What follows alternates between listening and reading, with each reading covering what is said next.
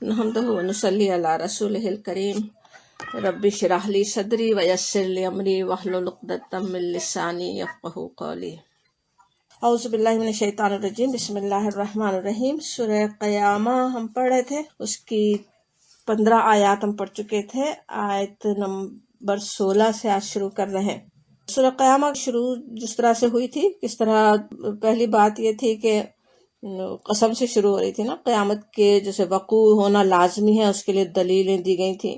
اس سے پہلے سارے غلط خیالات کی نفی کی گئی، اور پھر قیامت کے مختلف مرحلوں کا نقشہ دکھایا گیا، مختلف مرحلوں کا۔ اب نبی صلی اللہ علیہ وسلم سے خطاب ہو رہا ہے ان آیات میں۔ سورہ قیامہ میں ہم دیکھ رہے ہیں کچھ آیات کے مجموعے جیسے آ رہے ہیں نا۔ ابھی یہ جو 3 آیات آ رہی ہیں، اس میں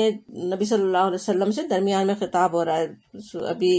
پیچھے قیامت کا نقشہ تھا، ابھی پھر آگے پھر قیامت کی بات آنے والی ہے، درمیان میں حضور صلی اللہ علیہ وسلم سے بات کی جا رہی۔ کہا جا رہا ہے لا تحرک، لا نہیں، تحرک حرکت ہم اردو میں کہتے ہیں نا، حرکت دینا، مت چلاؤ، مت حرکت دو، کہا جا رہا ہے بھی ساتھ اس کے۔ اب ساتھ اس کے یعنی جب جیسے وحی کی جا رہی ہے نبی صلی اللہ علیہ وسلم پر، یہ وحی ہو رہی ہے، یہ آیات اتر رہی ہیں، اور اس وقت آپ پڑھنے کی بھی غالباً کوشش کر رہے ہیں، تو آپ سے کہا جا رہا ہے لا تحرک بہی، آپ اس کے ساتھ زبان کو حرکت نہ دیں، لسانکا، آپ کی زبان کو، لتعجل بھی، لیے تاکہ، تعجلہ جلدی، بھی ساتھ اس کے۔ اب لتعجل بھی کا مفہوم یہ ہے کہ اس کو یعنی جلدی سیکھنے کے لیے، اس کو جلدی حاصل کرنے کے لیے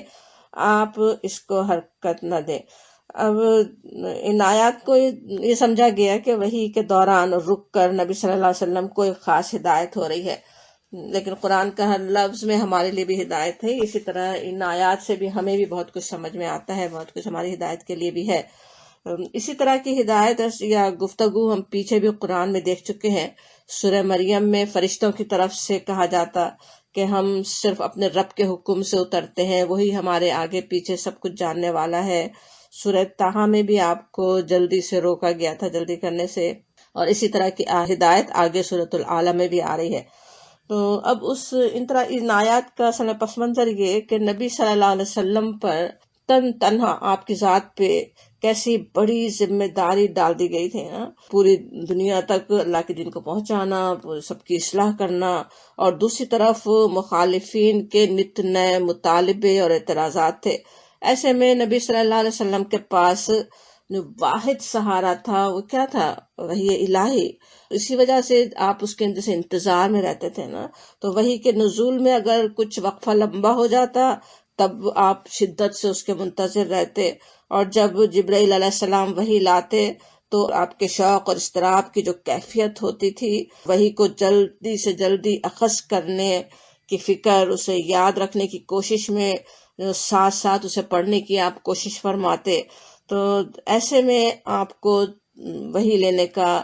طریقہ بھی ایک طرح سے سمجھایا گیا، اور اطمینان بھی دلایا گیا، یاد دہانی ہو رہی ہے، اطمینان دلایا جا رہا ہے کہ جب قرآن سنایا جا رہا ہو، جب آپ کو حضرت جبرائیل علیہ السلام قرآن پہنچا رہے ہیں، اس وقت تو آپ سکون سے سنیں، صرف اس کی طرف دھیان ہو، پڑھنے کی کوشش نہ کریں۔ اور اسی سے پھر ہمیں بھی سمجھ میں آتا ہے کہ جب قرآن سن رہے ہوں کس طرح سے صرف اسے ہی سننے کی فکر ہو، سننے کی کوشش ہو، یہ نہ ہو کہ اس وقت کچھ اور پڑھنے یا کچھ اور ذکر کرنے کی کوشش کریں یا کچھ اور کر رہے ہوں، وہ نہیں ہونا چاہیے۔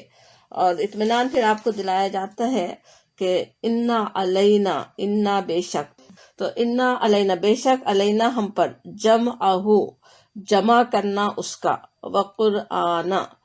اور پڑھوانا اس کا، اس کو پڑھوانے کے لیے وہ ہمارے ذمے، انا علینا، اللہ تعالیٰ فرماتے ہیں یہ ہمارے ذمے ہے، اس کو جمع کرنا، اس کو پڑھانا، اس کو یعنی قرآن کو۔ اب قرآن کو پڑھنا اور جمع کروانا، وہی آپ کو فکر تھی نا کہ کس طرح کہیں ایسا نہ ہو کہ میں کچھ بھول جاؤں، پوری ترتیب سے سب کچھ یاد رہے، سب میں پورا قرآن کو لے سکوں۔ تو آپ سے کہا جاتا ہے کہ آپ اس کی فکر نہیں کریں، یہ ہمارے ذمے ہے، ہم اسے پڑھوا دیں گے، قرآن پڑھوا دیں گے۔ کہنا کس طرح ہے کہ آپ کو یاد رہے گا، آپ پڑھ لیں گے، آپ کو محفوظ رہے گا آپ کے سینے میں، وہ آپ کو اطمینان دلایا جا رہا ہے، اللہ تعالیٰ نے ذمہ داری لے لی۔ اس میں ہمارے لیے بھی بڑا اطمینان ہے نا کہ پورے قرآن کی ہر آیت بالکل صحیح نبی صلی اللہ علیہ وسلم نے اخذ کی، پوری طرح سے اس کو لیا اور بالکل صحیح ہم تک پہنچایا۔ انا علینا جمعہ، اور پھر ایک اس کو جمع کرنا جو ہے بڑے جامع لفظ ہے، تو اس میں وہی بات ہے کہ نبی صلی اللہ علیہ وسلم کے سینے میں محفوظ کرنا بھی اس سے مراد ہے۔ پھر آیات کس طرح اتر رہی تھی ہمیں معلوم ہے کہ جس طرح اکثر دیکھتے ہیں ہم کہ کون سی صورت کس زمانے میں اتری، قرآن میں اس ترتیب سے نہیں ہے نا، نہ صورتیں بلکہ آیات بھی ہمیں دیکھا سورہ بقرہ میں کچھ آیات کتنی شروع کی ہیں، کچھ آیات بالکل آخری دور کی نبی صلی اللہ علیہ وسلم کے وصال سے تھوڑا پہلے تک کی بھی آیات، تو وہ اب ان کو پوری ترتیب سے جوڑنا، اس کا جمع کرنا اللہ تعالیٰ کے ذمہ تھا، یعنی اللہ تعالیٰ کی طرف سے نبی صلی اللہ علیہ وسلم کی رہنمائی ہوتی رہی، آیات اترتی تھی لیکن ساتھ ہی وہ بھی بتا دیا جاتا تھا وہ آیت کہاں جائے گی، قرآن میں کس مقام پر جائے گی، کون سی صورت میں شامل ہوگی، الگ الگ صورتوں میں کس ترتیب سے اس کو جمع کرنا ہے، وہ ساری ہدایت بھی آپ کو اللہ تعالیٰ کی طرف سے ملی، کون سی صورت کس کے بعد آنی ہے، کون سی صورت میں کون سی آیت آنی ہے، وہ سارا جمع کرنا اللہ تعالیٰ نے اپنے ذمے لیا تھا۔ اسی کے لیے پھر یہ بھی تھا نا کہ ہر رمضان میں نبی صلی اللہ علیہ وسلم حضرت جبرائیل علیہ السلام کے ساتھ جتنا قرآن نازل ہو چکا ہوتا تھا اس وقت وہ پورا آپ پڑھتے تھے نا، پورا سناتے، حضرت جبرائیل علیہ السلام سے سنتے، تو پوری ترتیب کا بھی اہتمام کیا گیا، اسی طرح سے جمع ہو کہنے میں سمجھ میں آتا ہے اللہ تعالیٰ کی طرف سے ہی وہ پورا قرآن اسی طرح سے جمع ہوا ہے۔ اور پھر کہا جا رہا ہے، اب اطمینان دلا دیا گیا کہ یہ ہمارے ذمہ، آپ پرواہ نہ کریں، وہ قرآن آپ کو یاد رہے گا، پورا جمع کر دیا جائے گا، بتا دیا جائے گا کس طرح کون سی آیت کہاں ہونی ہے کیا ہے، اور پھر کہا جاتا اب آپ کو کیا کرنا ہے، فَإِذَا، پس جب، قرأناہ قراءت یاد ہے نا، پڑھنے کے لیے کہتے ہیں نا، قرأناہ پڑھیں اسے یعنی ہو کا اشارہ قرآن کی طرف ہی، قرأناہ پڑھیں اس کو، فتبے پس پیروی کرو، پس فالو کرو، پس سنو قرآن اس کو پڑھنے کی، جو پڑھا جا رہا ہے قرآن کے اصل مصدر ہے پڑھنے کا قرآن، تو یہاں پہ اس معنی میں آ رہا ہے قرآن، نام کے طور پہ نہیں آ رہا کتاب کے، قرآن ہو اس کے پڑھنے کی، کہ جب وہ پڑھا جا رہا ہو اس کے پڑھنے کو آپ فالو کریں، اس کو سنتے رہیں، آپ اسے دیکھتے رہیں۔ تو اب یہ نبی صلی اللہ علیہ وسلم کو ادب سکھایا گیا، آپ کو طریقہ بتایا گیا کہ اس طرح جب قرآن پڑھا جائے آپ اس کو سنتے رہیں۔ لیکن وہی بات ہمارے لیے بھی ہے، خود قرآن میں ہدایت ملتی بھی ہے کس طرح سے، جب قرآن پڑھا جا رہا ہو، سنایا جا رہا ہو تو اس کو کس طرح سے سننا چاہیے۔ سورہ اعراف کی آیت نمبر 204 میں کہا جاتا، وَإِذَا جب قُرِئَ الْقُرْآنَ پڑھا جائے قرآن، فَاسْتَمِعُوا لَهُ کہنا کس طرح، استماع ہوتا بہت ہی سماع سننا، اور جب حروف بڑھ جائے استماع کہے تو کیا ہوتا بہت غور سے، بہت ہی اچھی طرح سے سننا، تو فَاسْتَمِعُوا لَهُ پورے غور سے اسے سنو، وَانصِتُوا اور خاموش رہو، خاموشی اختیار کر لو، لعلکم ترحمون شاید کہ تم پر رحم کیا جائے، یعنی اللہ تعالیٰ کی رحمت ہوگی اس طرح سے کہ جب قرآن پڑھا جائے اس کو خاموشی سے سنو، پوری طرح سے اس کو سننے کی طرف دھیان ہو، تو پھر اللہ تعالیٰ کی رحمت ہوگی۔ اور اسی لیے ہم دیکھتے ہیں جمعے کے خطبے کے احکامات بھی جو ہیں کس طرح سے ہے نا، کہ سلام کرنا تک اس کا جواب دینا، بلکہ خاموش رہو کہنا بھی منع ہے نا، ٹھیک کا جواب دینا یا اسی طرح کے کوئی بھی ذکر تک کرنا، ہر چیز منع ہے، کہ جب خطبہ ہو رہا ہو، خطبے میں کیا ہے، دین سکھایا جا رہا ہے، صرف قرآن ہی نہیں پڑھا جاتا، قرآن کے کچھ حصے پڑھے جا رہے ہوں یا اس کو سمجھایا جا رہا ہو، سکھایا جا رہا ہو، اس کو پوری طرح متوجہ ہو کر سننے کی کوشش انسان کرے تبھی سمجھ میں آئے گا، ورنہ تو فالو ہی نہیں کرے گا، پتہ ہی نہیں چلے گا اصل کیا بات ہوئی تھی، اگر درمیان میں دھیان نہ ہو، کوئی اور بات انسان کرنے لگ جائے، کون کیا کہہ رہا ہے، کون کس ابھی آ رہا ہے، کون جا رہا ہے، کس کو سلام کرنا ہے کس کو نہیں، اس طرف دھیان ہو تو ظاہر ہے خطبے کی طرف دھیان تو نہیں ہو سکتا نا۔ خطبے کے لیے وہ احکامات دے کر ہمیں سکھا بھی دیا گیا کہ اسی طرح سے دین کے علم سیکھنے کا، اس سے فائدہ اٹھانے کا طریقہ وہی ہے نا، قرآن سے سیکھنے کا بہترین طریقہ، بلکہ اسے اپنے لیے اگر ہم لیں کہ قرآن کے حکم کی طرح اس آیت کو لیں تو وہی بات ہو رہی کہ اس کو خاموشی سے سننے کی ضرورت ہے، کوئی اور کام اس وقت نہیں کر رہے ہیں، سمجھ میں آتا ہے کہ صرف یہی نہیں کہ عظیمت کی چیز ہے یا بہت بہترین ہے، بلکہ سمجھ میں آتا ہے، اس کی ضرورت ہی ہے، لازمی ہے کہ قرآن جب پڑھا جائے اس کو خاموشی سے سنے، اس کو پوری طرح سے فالو کر رہے ہوں، اس کو پوری طرح سے لینے کی کوشش انسان کرے۔ لیکن اب ظاہر ہے کس طرح آج ہم سوچیں تو ہمارے لیے اگرچہ کام کرتے ہوئے جیسے لیکچر سننا اپنے وقت کا بہترین استعمال بھی ہے نا، اور کر بھی لینا چاہیے، یعنی کام کرتے ہوئے کر لیں تو ٹھیک ہے پھر بھی، لیکن سوچیں جس میں دماغ استعمال ہو رہا ہو، کچھ اور ہم کر رہے ہوں، اپنے فیس بک پر ہیں، دوسرے کوئی اور کام کر رہے ہیں، تو اس سے کیا ہوگا، فائدے سے زیادہ نقصان ہو سکتا ہے نا۔ تو پوری توجہ سے سننا بہت لازمی ہے، لیکن اس کا یہ بھی مطلب نہیں ہے کہ اگر موقع نہیں ہے، آپ سوچیں جب چھوٹے بچے ہیں، ان کے چھوٹے بچوں کی مائیں ہیں تو کچھ کمپرومائز انہیں کرنا بھی ہوگا، بچوں کی تو ہم وقت ڈیمانڈ بھی رہے گی، بات بھی کریں گے، ان کو کچھ کہنا بھی پڑے گا ہی، تو اس کی وجہ سے یہ نہیں ہو کہ اپنے آپ کو بالکل ہی انسان محروم کر لے، سن تو سکتا ہے، سننا چاہیے، لیکن صحیح معنوں میں دین کا علم اور خصوصاً اسے آگے پہنچانے کے لیے، یا جس طرح نبی صلی اللہ علیہ وسلم کا کام تھا نا کہ آپ کو نہ صرف یہ کہ پورا پورا پہنچانا لوگوں تک، بلکہ اس پہ پوری طرح عمل کر کے بھی دکھانا تھا۔ اس کے لیے جب دین کا علم جو حاصل کرنا ہو، اس کا بہترین طریقہ یہی ہے کہ پوری طرح متوجہ ہو کر سنیں۔ اب نبی صلی اللہ علیہ وسلم کو یاد کروانا تو اللہ کے ذمہ تھا، لیکن ہمیں لکھنا پڑھنا سکھا دیا گیا، ہم خود سے اس کو یاد رکھنے کے لیے لکھیں، سنیں۔ ثم ان علینا بیانا، پھر بے شک ہم پر ہے اس کا بیان کرنا۔ یہ بھی بات اب اطمینان دلایا جا رہا ہے کہ ہمارے ذمے ہے بیانہ کہیں تو کس طرح ہوتا ہے، بیان کرنا، وضاحت کرنا، مطلب بھی سمجھا دینا، جیسے ہمارے ذمے ہے، یہ کہا جا رہا ہے قرآن میں کیا بات کہی جا رہی ہے اس کو سمجھا دینا ہمارے ذمے ہے۔ اور قرآن میں اشارے بھی ملتے ہیں اکثر، کس طرح کئی جگہ جیسے کچھ احکامات آتے ہیں، کئی اس کی مثالیں ہیں، روزے کے جہاں احکامات آئے وہاں پہ اگر دیکھیں پہلے روزے کے احکامات ہیں، پھر بعد میں کچھ جو سوالات لوگوں کے ذہن میں تھے ان کے جوابات دیے گئے، پھر کہا جاتا کذالک یبین اللہ، اس طرح اللہ تعالیٰ بیان کرتا ہے، اس طرح اللہ تعالیٰ وضاحت کرتا ہے، سمجھاتا ہے، مطلب سمجھائے جاتے، زیادہ وضاحت کی جاتی۔ اب یہاں پہ بات سمجھ میں آ رہی کہ اللہ تعالیٰ نے سکھایا، نبی صلی اللہ علیہ وسلم کو یعنی وضاحت بھی کی، صرف قرآن نہیں دیا بلکہ قرآن کا مطلب بھی، اس کے کیا اس کا مفہوم ہے، اللہ تعالیٰ نے سکھایا۔ اب ایک تو بات یہ سمجھ میں آئی کہ پورا جمع کیا گیا، نبی صلی اللہ علیہ وسلم کو جمع کر کے آپ کی زندگی میں ایک خاص ترتیب سے آپ کو سنا دیا گیا، اور آپ کو بھی حکم تھا کہ اسی ترتیب سے آپ جیسے قرآن پڑھیں، اور وہی ہمارے لیے بھی ہے ترتیب۔ پھر یہ کہ وضاحت کرنا، اس کی توضیح کرنا، وہ بھی اللہ تعالیٰ کی طرف سے ہوا۔ اب اللہ تعالیٰ کی طرف سے ہوا، وضاحت ہوئی، کہیں وہ وضاحت کی کچھ آیات ہمیں ملتی بھی ہیں، لیکن کئی جگہ ہمیں وضاحت کی آیات نہیں بھی ملتی، تو سمجھایا گیا ہو قرآن کی آیات کو، تو اس سے ایک کس طرح سمجھ میں آتی، ایک بات کیا سمجھ میں آتی بڑی، کہ نبی صلی اللہ علیہ وسلم پر وحی صرف وہی نہیں تھی جو قرآن کی صورت میں اتری، اس کو کہا جاتا وحی متلو، جو پڑھی جانے والی، تلاوت کی جانے والا وحی ہے۔ یہ ایک وحی غیر متلو ہے جو تلاوت نہیں کی جاتی، وحی خفی بھی کہا گیا کہ جو ظاہر نہیں کی گئی، لیکن نبی صلی اللہ علیہ وسلم کو سمجھایا گیا، بتایا گیا، طریقہ سمجھایا گیا کہ آپ کو کس طرح سے کیا کچھ آیات کا کیا مطلب ہے۔ اسی وجہ سے قرآن کا ایسا نہیں ہے کہ ہم ڈکشنریاں لے کر اس پہ خود ہی اس کے کچھ مطلب نکالنے اور اس کا مطلب سمجھنے کی کوشش کریں۔ قرآن کا اگر کہیں بھی احادیث میں پیارے نبی صلی اللہ علیہ وسلم کی سنت سے جو مفہوم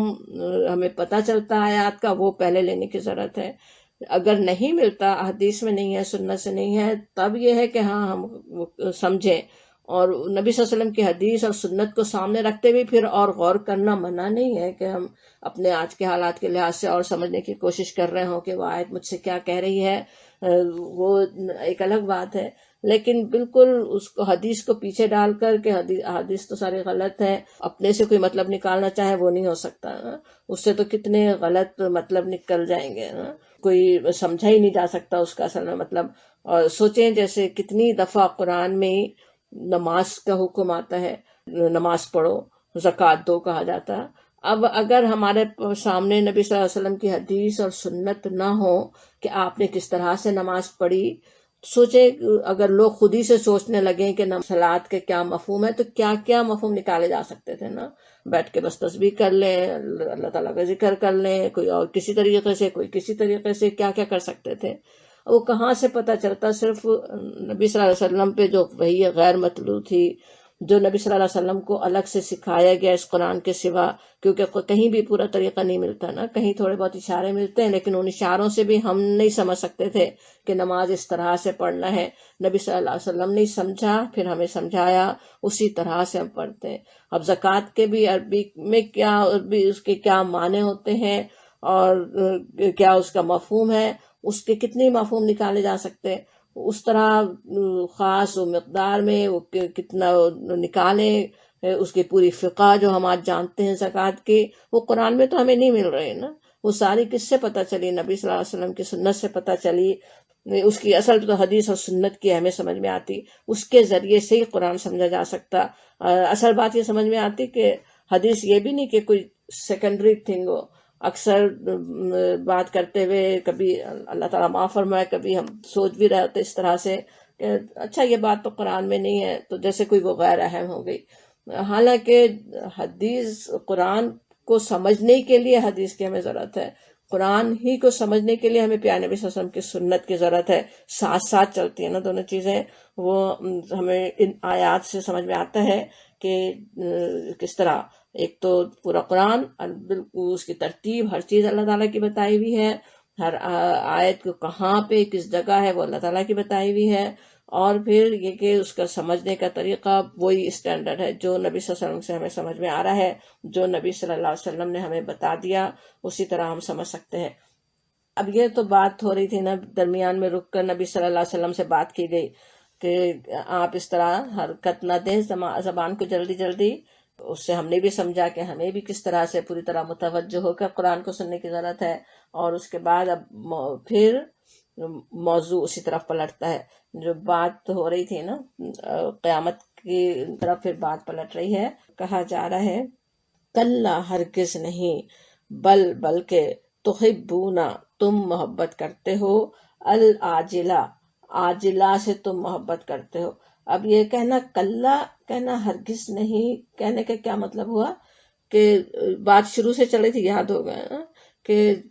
جو آخرت کا جو لوگ انکار کر رہے ہیں اس کی اصل وجہ یہ نہیں ہے کہ قیامت سمجھ میں نہیں آ سکتی کہ قیامت کیسے آئے گی، یا قیامت کا آنا بالکل یعنی سمجھ میں نہ آنے والی چیز، ایسی بات نہیں ہے. شروع میں بھی بالکل یہ بات کہی گئی تھی، لا اقسم، نہیں میں قسم کھاتا ہوں، تم جو سمجھ رہے ہو وہ صحیح نہیں ہے، میں قسم کھاتا ہوں. اسی طرح کلا ہرگز نہیں، تم جو سمجھ رہے ہو کہ قیامت ناممکن ہے یا قیامت سمجھ میں آنے والی چیز نہیں ہے، وہ بات نہیں ہے. بلکہ اصل کیا وجہ ہے وہ بتائی جا رہی. آخرت کا انکار کرنے کی وجہ اصل کیا ہے؟ تحبون العاجلہ، تم محبت کرتے ہو العاجلہ. عاجلہ کیا ہوتا ہے؟ جو جلدی ملنے والی چیز ہو، جلدی ملنے والی، جو آج دنیا میں جو چیز مل رہی ہے اس سے تم محبت رکھتے ہو. پیچھے سورہ قیامت کی آیت نمبر 5 میں کہا گیا تھا کہ انسان اصل میں فجور کی چھٹی چاہتا ہے، اپنی بدکاریاں کرتے رہنا چاہتا ہے، اپنی منمانی کرتے رہنا چاہتا ہے، اس لیے آخرت کو نہیں مانتا. اب یہاں کہا جا رہا ہے اصل کیا ہے؟ دنیا کی محبت میں سخت ہے، دنیا کی محبت بہت زیادہ ہے نا، اور ابھی جو جلدی مل رہی ہے چیز اس سے وہ محبت رکھتا ہے، اور اس وجہ سے وہ آخرت پہ باتیں بناتا ہے. نہیں آئے گی، کوئی صاف انکار کر رہا ہو، کوئی اسے ناممکن سمجھ رہا ہو، یا کسی نے کچھ اور ایسے عقیدے بنا لیے ہوں جس کے لیے آخرت کے لیے کچھ کرنے کی یا دنیا کو چھوڑنے کی ضرورت ہی نہ پڑے. اور وَتَذَرُونَ الْآخِرَةَ، اور کیا کرتے ہو؟ توزرا کے معنی کیا ہوتے؟ چھوڑ دینا. تو وَتَذَرُونَ الْآخِرَةَ، اور تم آخرت کو چھوڑ دیتے ہو، آخرت کو ماننا نہیں چاہتے، آخرت کو پیچھے ڈال دیتے ہو. اب یہاں یہ جو ان دونوں آیات میں بات جن لوگوں کی ہو رہی ہے وہ کون لوگ ہیں جو اگر ذرا سا سوچتے تو خود آخرت کا یقین کر سکتے تھے نا. دل سے جاننے کے باوجود بھی آخرت کا انکار کرتے ہیں، آخرت کا انکار کر رہے ہیں. بلکہ یہ بھی نہیں کہا جا رہا کہ آخرت کا انکار کرتے ہیں، بلکہ کہا جا رہا ہے وَتَذَرُونَ الْآخِرَةَ، چھوڑ دیتے ہیں. چھوڑنے کا لفظ آ رہا ہے کہ آخرت کو چھوڑ دیتے ہو یعنی پیچھے ڈال دیتے ہو. اس سے سمجھ میں آتا ہے کہ صرف وہی لوگ نہیں جو آخرت کا انکار کر رہے ہوں، بلکہ آخرت کا اقرار کرنے والے بھی. سوچیں آج کے مسلمان، بلکہ اور بھی مذہب کے لوگ بھی جو آخرت کو اکثر مانتے بھی ہیں کسی نہ کسی طرح آخرت کا اقرار بھی کر رہے ہوں، لیکن دنیا کے فائدوں کی خاطر، جو ابھی جو فائدے مل رہے ہیں ان کو اٹھا لینے کی خاطر کیا کرتے ہیں؟ آخرت کو پیچھے ڈال دیتے ہیں۔ آخرت کی تیاری جیسے ہمیشہ پیچھے رہتی ہے کاموں کی، اپنے پریارٹیز کی لسٹ میں سب سے آخری چیز ہے وہ آخرت کی تیاری، پیچھے اس کو ڈال دیتے ہیں۔ دنیا کے اکثر روزانہ بھی انسان کا سوچیں جو ارجنٹ کام ہے ان کو ہی کرتے ہوئے دل ختم ہو جاتا ہے نا۔ دنیاوی لحاظ سے بھی جو لوگ اکامپلش کرتے ہیں وہ یہ بات کر رہا ہوتے ہیں نا کہ یہ جو چھوٹے چھوٹے ارجنٹ کام آسان لگتے ہیں، ایک بڑا کام جو اصل کرنا ہے اس کو پیچھے ڈالنے کے لیے یہ ارجنٹ کاموں کی طرف انسان آ جاتا ہے کہ چلو یہ ابھی تو یہ کر لوں، تو وہ بڑا کام جو اکامپلشمنٹ حاصل کرنی ہے وہ ہو ہی نہیں پاتی نا۔ تو بالکل اسی طرح کہ ارجنٹ کام کرتے بھی سوچیں ہم سب کے دن ختم ہو جاتے ہیں، دن مہینے سال بنتے چلے جاتے ہیں، یہاں تک کہ حتی زرتم المقابر، یہاں تک ان کے انسان قبر کو جا دیکھتا ہے نا۔ اب اس سے سمجھ میں آتا ہے کام وہ بھی ضروری ہے، خصوصاً ہم عورتوں کا سوچیں تو وہ اب ہم نہ کریں تو اور کون کرے گا پھر وہ کام، وہ بھی لازمی ہے، ساری کام چھوٹے چھوٹے بھی، لیکن انہی کاموں میں پھر ہمیں اصل میں آخرت یاد رہے، وہ کام بھی آخرت سے ڈرتے ہوئے کر رہے ہوں، آخرت کے اجر کے لیے کر رہے ہوں، تو انشاءاللہ پھر وہ آخرت کی بھی تیاری ہو رہی ہے نا۔ آخرت کو پیچھے ہی نہیں ڈال دیں کہ اب ہم کیا کر سکتے ہیں، یہ کام بہت ضروری ہے، ابھی تو ہمارے بچے چھوٹے ہیں، ابھی تو یہ اور یہ مجھ پہ ذمہ داری ہے، ابھی تو یہ جاب ہے، ابھی تو یہ پڑھائی ہے، وہ سب ہے، لیکن ان سب کے ساتھ ہی آخرت کی بھی تیاری لازمی کرنی ہے۔ آخرت کو پیچھے نہیں ڈال دے انسان، ایسا نہ ہو کہ اس کی تیاری کوئی ہمیشہ پیچھے ڈال دے۔ جو کرتے ہیں ان کی یہاں پہ بات ہو رہی، یہ اصل میں ہو رہا ہے، اس سے بچنے کی ضرورت ہمیں سمجھ میں آتی ہے، اور کس چیز کو، کیسی آخرت کو پیچھے ڈال رہے ہیں، کون سی آخرت ہے جس کو بارے میں سوچنا نہیں چاہتے، جس کے بارے میں تیاری نہیں کرنا چاہتے، جس کے لیے بہانے بنا رہے ہیں۔ وہ دن ہوگا جب وجوہ یومئذ نادرہ، سورہ قیامہ ہم پڑھ رہے ہیں آیت نمبر 22، وجوہ وجہ کی جمع چہرے، یومئذ اس دن، نادرہ کا جو لفظ ہے نون دعاد رے سے نادرہ کہتے ہیں حسن کو، تر و تازگی، نادرہ کہیں تو بہت ہی تر و تازہ، پر رونق مانے ہوئے، کہ اس دن، اب قیامت کے دن کیا ہوگا، ایک طرف کچھ چہرے ہوں گے جو یومئذ نادرہ،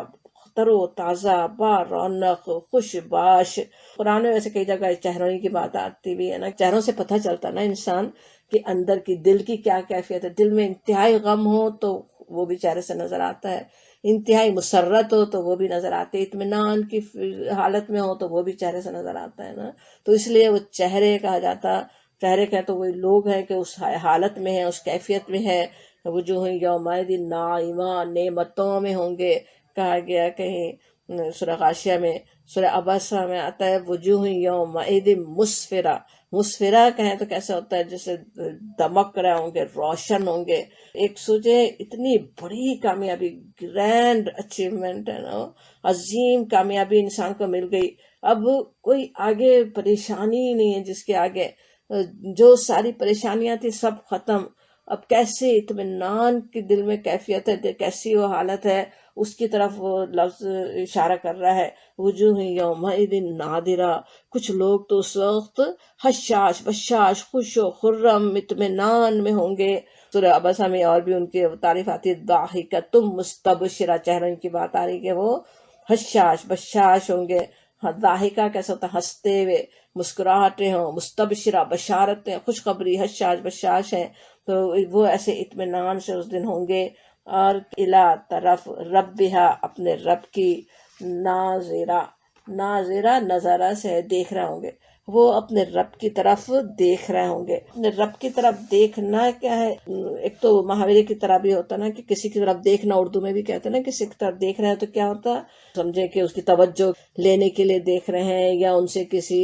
توقع کچھ رکھ رہے ہیں، کوئی کسی چیز کے امیدوار ہیں، تو وہ بھی آتا نا ان کی طرف دیکھ رہے ہیں، تو وہ بھی ہو الی ربہا ناظرہ، ان معنوں میں بھی لیا گیا کہ وہ اپنے رب سے اچھی امیدیں رکھے ہوئے ہیں، اپنے رب کی طرف دیکھ رہے ہیں، اپنے رب کے بھی کرم کے بڑی امیدوار ہیں کہ اللہ تعالیٰ کیا کیا نعمتیں آگے کرنے والا ہے۔ لیکن بات صرف اتنی نہیں ہے، دیکھنے کا بھی ہمیں پتہ ہے، بہت ساری احادیث آتی ہے نا، قرآن میں بھی اشارہ یہاں مل ہی رہا ہے، اور کئی احادیث میں یہ بات آتی کہ کس طرح اللہ کے نیک بندوں کو اپنے رب کا دیدار نصیب ہوگا۔ اپنے رب کو وہ دیکھ رہے ہوں گے. بخاری کی روایت ہے جس میں آتا ہے کہ تم اپنے رب کو علانیہ دیکھو گے، بالکل جیسے صاف صاف سامنے نظر آ رہے ہو، اللہ تعالیٰ کو دیکھ سکیں گے اس طرح. مسلم اور ترمذی میں حضرت صہیب کی روایت ہے کہ نبی صلی اللہ علیہ وسلم نے فرمایا کہ جب جنتی لوگ جنت میں داخل ہوں گے تو اللہ تعالیٰ ان سے دریافت فرمائے گا کہ کیا تم چاہتے ہو کہ میں تمہیں مزید کچھ دوں؟ اور وہ عرض کریں گے کیا آپ نے ہمارے چہرے روشن نہیں کر دیے، کیا آپ نے ہمیں جنت میں داخل نہیں کر دیا اور جہنم سے بچا نہیں لیا؟ اس پر اللہ تعالیٰ پردہ ہٹا دے گا اور ان لوگوں کو جو کچھ انعامات ملے تھے ان میں سے کوئی انعام بھی اس سے زیادہ محبوب نہ ہوگا کہ وہ اپنے رب کی دید سے مشرف ہوں. کس طرح وہ یعنی بہترین جیسے اظہار اتنی بڑی جنت کی نعمتیں ہیں ان سب سے زیادہ محبوب ہوگا، اسی طرف جنتی چاہیں گے کہ دیکھتے رہیں نا. اسی کے لیے آیت بھی ہے نا سورہ یونس کی کہ للذین احسنوا الحسنی وزیادہ، کہ جن لوگوں نے نیک عمل کیا ان کے لیے اچھا اجر ہے اور اس پر مزید بھی اور زیادہ بھی دیا گیا. اسی حدیث میں وہ آیت تو نبی صلی اللہ علیہ وسلم نے روایت فرمائی. اور بخاری و مسلم کی حدیث ہے جو حضرت ابو ہریرہ رضی اللہ عنہ کی روایت اور بھی صحابہ کرام نے کی، اس میں ہے کہ نبی صلی اللہ علیہ وسلم نے فرمایا، بلکہ لوگوں نے پوچھا آپ سے کہ کیا ہم قیامت کے روز اپنے رب کو دیکھیں گے؟ حضور نے فرمایا کیا تمہیں سورج اور چاند کو دیکھنے میں کوئی دقت محسوس ہوتی ہے جبکہ بیچ میں بادل بھی نہ ہو؟ لوگوں نے عرض کیا نہیں. آپ نے فرمایا اسی طرح تم اپنے رب کو دیکھو گے. تو اس طرح کی کئی احادیث ہیں. دوسری جگہ ہم دیکھتے ہیں سورہ مطففین میں آتا ہے نا کہ کلا انہم عن ربہم یومئذ لمحجوبون، اس روز وہ اپنے رب کے دیدار سے محروم ہوں گے. جو فجار ہیں، جو بد کردار لوگ، وہ اپنے رب سے پردے میں ہوں گے، اللہ دیکھے گا نہیں اللہ تعالیٰ انہیں. یہاں پہ سمجھ میں دیکھنا ایک تو وہ ہے جو جنت میں بڑے انعام کی طرح ہے. قیامت کے دن کا بھی اب کس طرح کا ہوگا، ویسے تو آیات متشابہات کی طرح ہی ہے. آج کی جیسے ہماری آنکھیں ظاہر ہے اس دید کو پا نہیں سکتی، وہاں کا دیکھنا کس طرح ہوگا وہ وہاں جا کر ہی پتہ چلے گا. لیکن قیامت کے دن کا بھی جیسے یہاں بھی قیامت کے دن کا زیادہ لگ رہا ہے نا کہ اپنے رب کی طرف وہ دیکھ رہے ہوں گے، رب سے امیدیں ہیں، اپنے رب کے رحمت کے وہ امیدوار ہیں. اور دوسری طرف وہ لوگ ہیں جن سے اللہ تعالیٰ نہ کلام کرے گا نہ وہ اپنے رب کو دیکھ سکیں گے. انشاءاللہ اللہ تعالیٰ اپنی رحمت سے ہمیں ان لوگوں میں شامل فرمائے جو اپنے رب کی دید سے فیض پا رہے ہوں گے. انشاءاللہ اپنے رب کی ملاقات کا شوق بھی ہو، اس کے لیے دعائیں آج ہوں، اور وہاں اللہ تعالیٰ اپنی رحمت سے ہمیں عطا فرمائے. الی ربہا ناظرہ، یہ تو تھے ایک گروہ جن کے چہرے خوش باش ہیں، جو بڑے اطمینان میں ہیں، جو اپنے رب کی طرف دیکھ رہے ہیں. اور اسی جگہ وہیں دوسری طرف دوسرے لوگ ہیں ووجوہ، اور چہرے یومئذ اس دن باسرہ اداس ہوں گے. بصرہ کا لفظ پیچھے بھی ابھی صورتوں میں پڑھتے آ رہے ہیں، منہ بنانے کے لیے اردو میں بسورنے کا لفظ بھی اسی سے ہم نے سمجھا بھی تھا نا. تو باسرہ اداس ہوں گے، جیسے بگڑے ہوئے ہوں گے، چہرے بگڑ جائیں نا. اتنی بڑی آفت ان کے سامنے ہوگی، اتنی بڑی مصیبت ان پہ چھائی بھی ہوگی سامنے کہ چہرے ان کے جیسے بگڑ رہے ہوں، چہرے بسورے ہوئے ہوں. سورہ عبسہ میں آتا ہے وَوُجُوهٌ يَوْمَئِذٍ عَلَيْهَا غَبَرَةٌ تَرْهَقُهَا قَتَرَةٌ، اور کچھ چہروں پر اس روز خاک اڑ رہی ہوگی اور کلونس چھائی بھی ہوگی، بالکل جیسے سیاہ ہو رہے ہوں کہ بہت بڑی آفت سامنے نظر آ رہی ہو. تو کیسے چہرے، ایسا لگتا نا جیسے خون ہی اس کا اتر گیا ہو، بالکل کلونس اس پہ چھائی بھی ہو، رنگ ہی بدل رہا ہو. اللہ تعالیٰ پناہ میں رکھے اس حالت سے. تو وہ ان کے چہروں کا حال ہوگا. دوسری طرف وہ لوگ ہوں گے جو ناکام رہے، جو یہاں آخرت کا انکار کرتے رہے، جان بوجھ کے انکار کر کے مانتے نہیں تھے، اس کو پیچھے ڈالتے رہے. وَتَذَرُونَ الْآخِرَةَ، اس کے لیے کچھ تیاری نہیں کی، فکر ہی نہیں رکھی. ان کا یہ حال ہوگا کہ اس دن اس طرح سے ان کے چہرے بگڑے ہوئے ہوں گے. تَظُنُّ، خیال کرتے ہوں گے، ان کا گمان ہوگا، اَن يُفْعَلَ، یہ کہ کیا جائے گا، بہا ان سے، فاقرہ کمر توڑنے والا معاملہ. فقرہ مہرا ہوتا نا کمر کا، تو اگر وہ سوچے ٹوٹ جائے تو کس طرح، بالکل کمر توڑ برتاؤ ہم اردو میں بھی کہتے ہیں نا اس کے لیے. یہاں وہ کمر توڑ برتاؤ کی بات ہو رہی ہے کہ ایک کمر توڑ دینے والی مصیبت ان پہ آنے والی ہے. تو اس کی وجہ سے چہروں پہ ان کے وہ بدحواسی چھائی ہوئی ہے، وہ چہروں کا وہ حال ہو رہا ہے. یفعل بہا فاقرہ، ان سے کیا جائے گا ایسا برتاؤ جو کمر توڑ کے رکھ دے۔ ظاہر دوزخ کا عذاب کیسا عذاب ہے، کیا کیا اس کے دہشتیں اور کیسا وہ عذاب ہوگا، اس کی وجہ سے ان کا حال ہو رہا ہوگا۔ وہ یہاں پہ رکھا جا رہا ہے دونوں طرح کے، دنیا میں چھوٹی سی دنیا میں عاجلہ جو ابھی ملتی ہے، ابھی ختم بھی ہو جاتی ہے، دیکھتے دیکھتے ختم ہو جاتی ہے، پتہ ہے کیسی جلدی ختم ہو جاتی ہے، اور اس کے خاطر اس کے لیے اس عاجلہ میں پھنس کر، اس دنیا میں پھنس کر انسان وہاں وہ حال کر لے، وہاں پہ انتہائی پریشانی کا عالم سمجھ میں آتا ہے نا، کہ چہرے بگڑ جائیں، کمر توڑ برتاؤ ہونے والا ہے وہ نظر آ رہا ہے۔ حالانکہ دنیا میں ہی دیکھتے ہو، دنیا میں کس طرح موت آ رہی ہوتی ہے، ہر ایک سامنے مر رہا ہے، کتلا ہرگز نہیں کہا جاتا، وہی موت یاد دلائی جاتی۔ اس موت کو بھی انسان یاد رکھ لے تو کیسے آخرت کو یاد رکھنا آسان ہو جائے، آخرت کی تیاری آسان ہو جائے نا۔ کلا ہرگز نہیں، اذا جب، بلغت التراقی، بلغ پہنچنا ہوتا ہے، کوئی چیز پہنچ جائے، وہاں تک پہنچ جائے، تو بلغت التراقی، تراقی کا جو لفظ ہے وہ رے قاف یہ اس کا روٹ ورڈ ہے۔ قیہ کے معنی ہوتے جیسے چڑھنا، اوپر چڑھنا، اردو میں اسی سے ارتقاء کا لفظ، ترقی کا لفظ بھی ہوتا ہے نا، اگر جیسے سیڑھی کے ساتھ آئے تو سیڑھی پہ چڑھنے کے لیے بھی لفظ ہوتا ہے۔ تو اذا بلغت التراقی، یہاں پہ تراقی ویسے پھر کہا جاتا ہے اس کو جو گلے کی جو ہنسلی کی ہڈی ہوتی نا، تو جب جان نکل رہی ہوتی ہے، روح جب فرشتے نکال رہے ہوتے ہیں تو کیسے پتہ ہے نا، جیسے پیروں سے نکلنا جیسے شروع ہوتی ہے اور پھر جیسے گلے تک پہنچ جائے، تو اب بالکل نکلنے کے قریب ہے، اب روح نکلنے والی ہوتی ہے نا جب گلے تک پہنچ جائے، تو وہ وقت یاد دلایا جا رہا ہے۔ کلا ہرگز نہیں، اذا بلغت التراقی، بلغ پہنچ جائے، التراقی ہنسلی تک، گلے تک پہنچ جائے، وقیلا اور کہا جائے گا، کہا جائے، ماں کون ہے، راقن، راق پھونک، جھاڑ پھونک کرنے والے کو کہتے، رقیہ کہتے کسی کو جیسے پھونکنا، دم کرنا، اس کے لیے کہا جاتا ہے نا۔ وقیلا من راق، اور کہا جائے گا کون ہے جھاڑ پھونک کرنے والا، تو اس کا اصل مطلب یہ ہے کہ سمجھے کہ جب موت کا وقت قریب ہوتا ہے، ایک میت سامنے ہے، ایک وقت آتا ہے نا جب سمجھ میں آ جاتا ہے کہ اب کچھ نہیں ہو سکتا، اب کوئی علاج نہیں ہے، کوئی طریقہ نہیں ہے، اب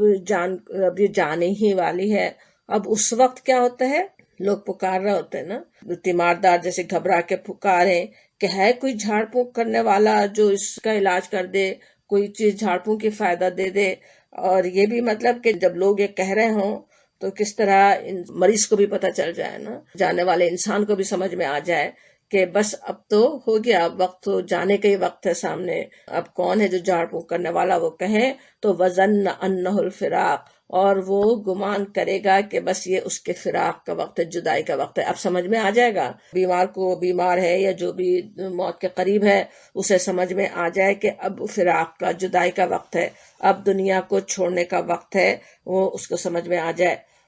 والتفت الساق بالساق، التفت جو ہے التفات کا لفظ بھی اسی سے ہے، لفافہ بھی اسی سے ہم اردو میں کہتے ہیں، ملنے کے لیے، ایک دوسرے سے جڑنے کے لیے کہتے ہیں، تو والتفتی کہیں تو لپٹ جائے، الساق کہتے ہیں پنڈلی کو، بالساق پنڈلی سے۔ اب پنڈلی سے پنڈلی لپٹنے کا مطلب کیا ہے، کئی طرح سے لیا گیا اس کا۔ ایک تو یہ کہ جب جیسے ابھی ہم سمجھ رہے تھے کہ پہلے جان پیروں سے نکل رہی ہوتی ہے نا، تو بالکل کیسا بے بس ہو جاتا نا انسان، اپنی پیر تک خود سے نہ ہلا سکے، جب تک سوچے زندہ طاقتور ہے، کیسے انسان ہر طرف جا رہا ہے، چل رہا پھر رہا، اور جب موت کے قریب ہی، ابھی مرنے سے پہلے بھی، بلکہ پنڈلیاں ہی بس ایک دوسرے سے لپٹ کے رہ جائیں، ان کو ہلا تک نہ سکیں، تو بالکل جو بے بسی کی تعبیر ایک طرح سے ہے نا، کہ کچھ کر نہیں سکتے، علاج کرنے والے مریض سے مایوس ہو گئے، اس کے اقربا، اس کے تیماردار ہیں، وہ اب سمجھ گئے کہ کچھ نہیں ہو سکتا، اور خود کچھ نہیں کر سکتا، اب خود پیر تک نہیں ہلا سکتا، کوئی سہارا دینے والا نہیں ہے۔ الی ربک یومئذ المساق، طرف تیرے رب کے یومئذ اس دن، المساق روانگی ہے، اب چلنا ہے، اب جانا ہے، اللہ کی طرف جانا ہے۔ اب یہ سمجھ میں آ جائے گا، جانے والے کو بھی سمجھ میں آ رہا، جو اوپر سامنے لوگ ہیں انہیں بھی سمجھ میں آ رہا کہ یہ روانگی کا وقت ہے۔ اچھا، وقیلا من راق کے جو معنی تو ہم نے سمجھے نا، ایک تو کون ہے جو جھاڑ پھونک کرنے والا، ایک معنی ہم سمجھ رہے تھے نا اوپر لے جانے کے معنی ہوتے اس کے رقیہ کے، تو ایک مطلب کسی نے ویسے یہ بھی سمجھا کہ اس وقت کہا جائے گا جیسے بات ہو رہی ہو، اب فرشتوں میں بات ہو رہی ہے، کون اوپر لے جانے والا ہے، رحمت کے فرشتے لے جانے والے ہیں کہ عذاب کے فرشتے لے جانے والے ہیں، اللہ عالم، وہ بھی ایک مطلب سمجھا گیا اس کا۔ اور اب یہ کہ الی ربی کا یوم المساق، اب روانگی کا وقت ہے۔ اب سوچیں دنیا میں تو عاجلہ میں پھنسا ہوا تھا، دنیا کے دھندوں کاموں میں بھاگ دوڑ کر رہا تھا اور اس سفر کی تیاری سے غفلت میں تھا۔ اب جب کس ساری طاقت اب نچڑ گئی، ایک طرح سے ختم ہو گئی پوری طاقت، اب وہ لمبا سفر سامنے ہے، اپنے رب کی طرف جانے کا سفر ہے، اور پیروں میں دم نہیں ہے، آپ کچھ اس پاس اس کے ہے نہیں، وہ اعمال ہے نہیں جو آخرت میں کام آئے، کیسی حسرت کا وہ موقع ہوگا، وہ جیسے سمجھایا جا رہا ہے ربی کا یوم المساق، اپنے رب کی طرف روانگی ہے۔ یہ آیات ایسے کیسی سورہ قیامہ بھی یاد کرنے والی صورت ہے نا، کہ اپنی جو آخرت کی تیاری ہونی چاہیے، جو آخرت کی فکر ہونی چاہیے، اور موت تو کتنی بالکل سامنے کی چیز ہے نا، اور ہم سب کے سامنے ہی کھڑی ہے، پتہ نہیں کس وقت وہ موت سے سامنا پیش آنے والا ہے۔ وہ یاد ہو تو کس طرح اعمال سدھر سکتے، تیاری ہو سکتی، ہماری پریارٹیز صحیح ہو سکتی ہیں، ہم صحیح فیصلے ہمارے ہو سکتے ہیں۔ وہ اس وقت کو یاد رکھنے کی ضرورت ہے، کیسے پر اثر الفاظ میں وہ نقشہ کھینچا گیا کہ موت کے وقت کیا ہو رہا ہوتا ہے نا۔ پھر اب کہا جا رہا ہے،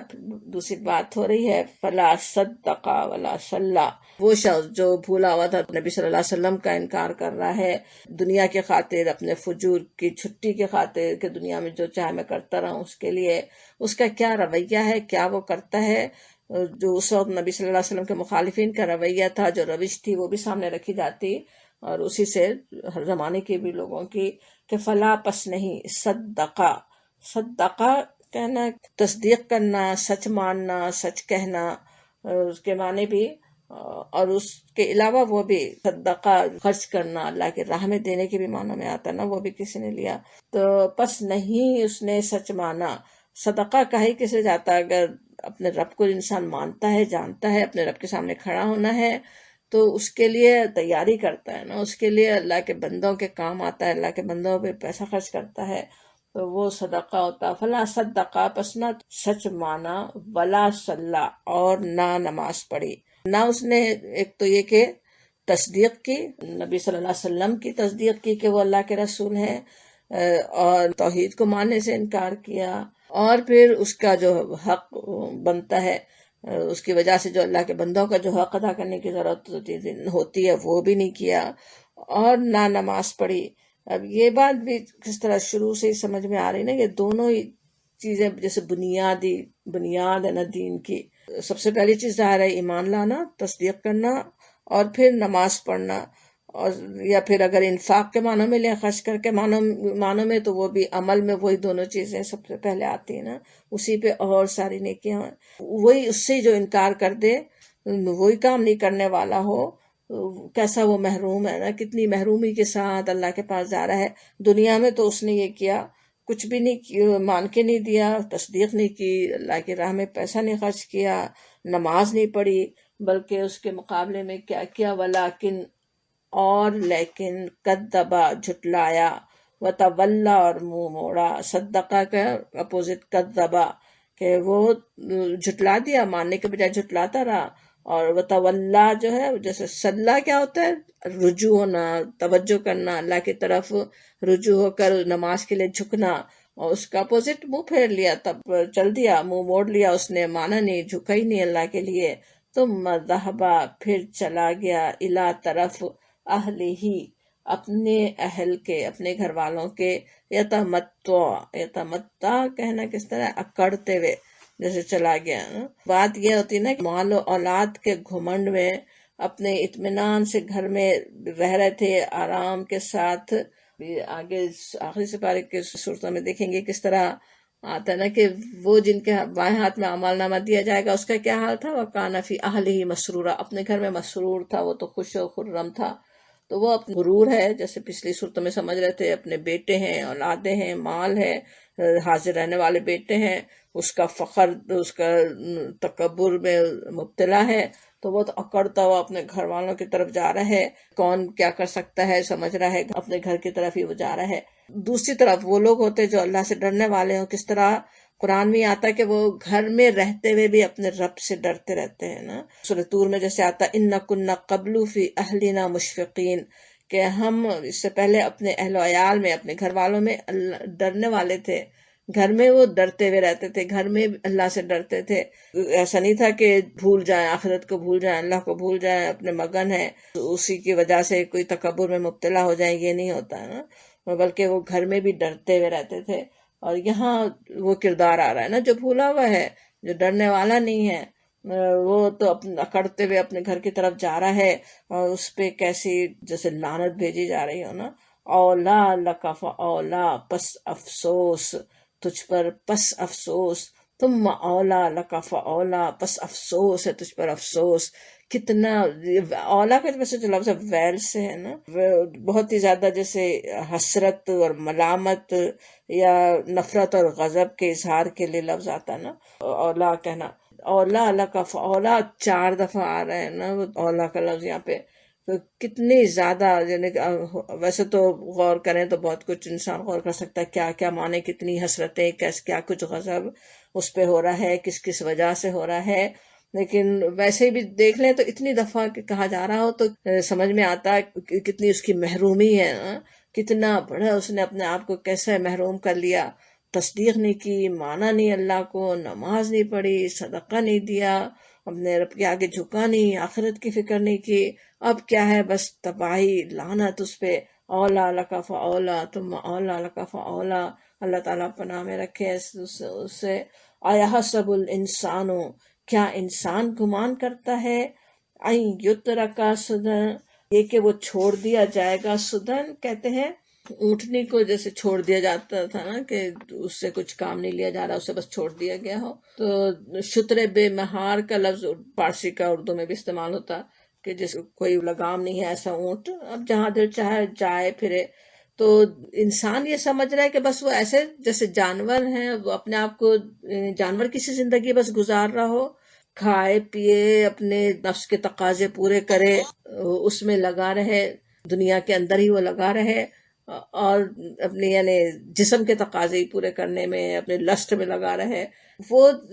اس طرح سے سمجھ رہا ہے، وہ ایسا ہے، کوئی اس سے پوچھنے والا نہیں ہے، کسی مقصد کے لیے دنیا میں نہیں آیا، کچھ اس سے پوچھا نہیں جائے گا۔ اللہ تعالیٰ نے جو اتنی ساری نعمتیں اس پہ کی،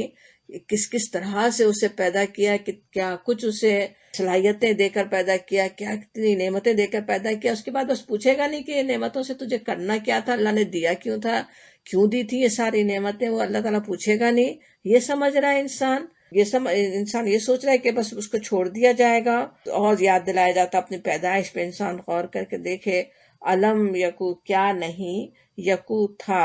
نطفتن، نطفہ ایک بوند، من منی یمنا، منی سے یمنا ٹپکایا جاتا ہے۔ اب یہاں ایک قطرہ ٹپکایا گیا تھا، کہنا سوچے وہ جو ایک بوند جو ٹپکتی ہے ماں کے رحم میں جاتی ہے، نہ ٹپکانے والے کو خبر ہے کچھ کہ وہ اس کے ساتھ کیا ہو رہا ہے، جس کے رحم میں وہ بوند پہنچی ہے اس سے کچھ خبر نہیں ہے کہ اب اس کے ساتھ کیا ہو رہا ہے نا۔ اس کے بعد جو کچھ ہوتا ہے وہ کیا ہے، سارا کچھ اللہ تعالیٰ کی قدرت کر رہی ہوتی نا۔ وہ تاریکیوں میں، پردوں میں، کئی پردوں کے اندر وہ کیسی اللہ تعالیٰ کی سمجھے صنعت نظر آتی ہے، وہ پانی کی بوند خون کی پھٹکی بنے، اس کا خاکہ تیار ہو، اس کو کس طرح سے نوک پلک سے سنوارے، کس طرح اسے مرد یا عورت بنا کے وجود میں لے آئے، وہ سارا کس کا ہے، کس نے بنایا، کس نے کیا تھا، غور دیکھتے نہیں ہو۔ علم یکو، کیا نہیں تھا، ایک پانی کی بوند تھی، میں سوچوں، آپ سوچیں کیا تھے، میں گندے پانی کا قطرہ تھے۔ آج جو ہیں جس پہ آج کہیں غرور بھی آ رہا ہو، کہیں کیا اپنے آپ کو سمجھ رہے ہوں، اور کس طرح ہاتھ پیر چل رہے ہیں، کیسے آنکھیں دیکھ رہی ہیں، کیا کچھ ہم کر سک رہے ہیں، کیسے دماغ کام کر رہا ہے، وہ سب کیا ہے، کس نے بنایا، وہ سب دینے والا کون ہے، ذرا سوچو، ذرا دیکھو۔ اور ثم کان علقۃ فخلق فسوی، پھر وہ ہوا ایک علقہ، علقہ پہ ویسے پیچھے غور بھی کر چکے ہیں، جمع و خون ترجمہ کیا جاتا، بلکہ علقہ معلق چیز کو بھی کہتے ہیں نا، تو وہ کس طرح وہ جو پھٹکی جو ہوتی ماں کے رحم میں، وہ ایسی لٹکی ہوئی ہوتی نا اس کے رحم سے، تو وہ جمع و خون پس بنایا اس کو، فسوا کیسا درست کیا، نک سک سے درست کیا، فجعل پھر بنا دیا، منہ اس سے، منہ الزوجین الذکر والانثی، دو قسمیں نر اور مادہ کی۔ نہ ماں باپ کے کچھ بس میں تھا، نہ بننے والے کے بس میں تھا کہ وہ کون سی جنس اختیار کرے، کیا بنے، کیسی ناک ہو، کیسے آنکھ ہو۔ جو بنانا تھا وہ اللہ نے بنا دیا، وہ اس نے بنایا، اور وہ سب بنے ہوئے ہو، آج اپنے آپ کو دیکھتے ہو اس طرح سے بنے ہوئے ہو، اور پھر کہتے ہو کہ دوبارہ کیسے بنیں گے، دوبارہ کیسے اٹھا کھڑے کیے جائیں گے، یہ ہڈیاں کیسے دوبارہ سے زندہ ہو جائیں گی۔ اللہ تعالیٰ فرماتا الیسا کیا نہیں، ذالک وہ، بقادر قادر ہے، اللہ پر یہ کہ یحیی الموتیٰ زندہ کرے مردوں کو۔ ایک دفعہ بنانے کے بعد دوبارہ زندہ کرنا اللہ کے لیے کیا مشکل ہو سکتا ہے نا؟ اتنے عجیب طریقے سے، کتنے جیسے کہنا چاہیے کیسی سفسٹیکیٹڈ اس کی کریچر ہے نا انسان، کیا کس طرح سے اللہ تعالیٰ نے اسے بنایا ایک بوند سے، وہ تاریک پردوں کے اندر، اور تم وہ سوچ رہے ہو کہ دوبارہ سے اللہ تعالیٰ نہیں بنا سکتا، دوبارہ تمہیں کھڑا نہیں کر سکتا۔ الیس ذالک بقادر علی یحیی الموتیٰ، ابھی یاد میں سے دلایا کس لے جاتا، وہ یاد رکھو، دوبارہ بنائے جاؤ گے، دوبارہ کھڑے ہوگے، مالک یوم الدین کے سامنے ایک دن کھڑا ہونا ہے، تو پوری زندگی صحیح طرح چلتی ہے نا، پھر دنیا کے کتنے فساد ختم ہوتے ہیں، پھر انسان ایک دوسرے کے ساتھ نائس رہ سکتے ہیں، پھر تبھی انسان امن سے دنیا میں بھی رہ سکتا ہے، تبھی پھر وہ آخرت میں وجوہ یومئذ نادرہ اس کو حاصل ہو، خشاش بشاش چہرے کے ساتھ وہاں اٹھے، نہ یہ کہ وہ باصرہ کی کیفیت ہو، اپنے منہ بسورے اس وقت پریشانی کی حالت ہو۔ تو وہ انسان کو یاد رکھنے کی ضرورت ہے، اپنی وجود پہ انسان غور کر لے تو یہ کس طرح سمجھ میں آ جائے آخرت کا کتنا اور یقین پختہ ہو جائے۔ اس آیت کے جواب میں نبی صلی اللہ علیہ وسلم کا آتا ہے کہ آپ فرماتے تھے سبحانک اللہم فبلا، پاک ہے تیری ذات، تو کیوں نہیں، یعنی اللہ تعالیٰ کیوں نہیں کرنے والا ہے، اللہ کی ذات پاک ہے، کوئی کمزوری اس میں نہیں ہے، دوبارہ اللہ تعالیٰ اسی طرح بنا سکتا ہے انشاءاللہ۔ جس طرح اس پوری صورت میں آخرت کی یاد دلائی گئی، قیامت کی یاد دلائی گئی، اس طرح سے ہم اسے یاد رکھنے والے ہوں اپنی زندگیوں میں، اپنے عمل کے دوران اس کو یاد رکھنے والے ہوں۔ وآخر دعوانا الحمدللہ رب العالمین۔